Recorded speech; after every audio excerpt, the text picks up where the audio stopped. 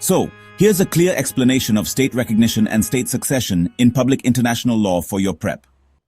Recognition means, existing states acknowledge a new entity as a state if it fulfills the conditions of statehood. That is, a permanent population, a defined territory, an effective government, and independence, according to the Montevideo Convention.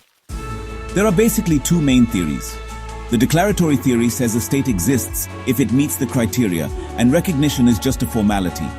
On the other hand, the constitutive theory says a state only comes into existence when recognized by others. Recognition is actually a unilateral act, and states are not obligated to recognize new states. So, when a state is recognized, it actually gains some really important legal rights. For example, recognized states can enter into treaties, become members of the United Nations, sue or be sued in courts, and, of course, establish diplomatic relations with other countries. Let's look at a couple of examples. India recognized Israel in 1992, which was actually much later than many other nations did. And then there's Taiwan, whose recognition by other countries is quite limited and, honestly, pretty conditional. State succession?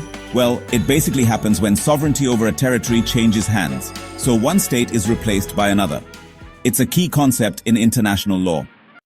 So let's talk about the types of state succession. There's dissolution, for example, like the breakup of the USSR. Then there's secession, such as what happened with South Sudan. We also have cession, which is basically the transfer of territory.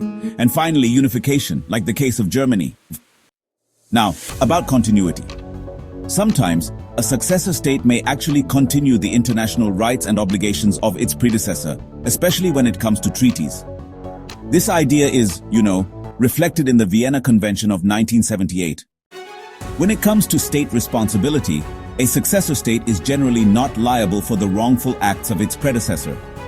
However, there are exceptions, like when there's an agreement or if the acts simply continue under the new state. The effects of state succession can be quite broad.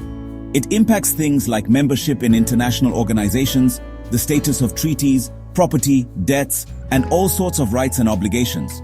So, yeah, it really shapes a state's position on the global stage.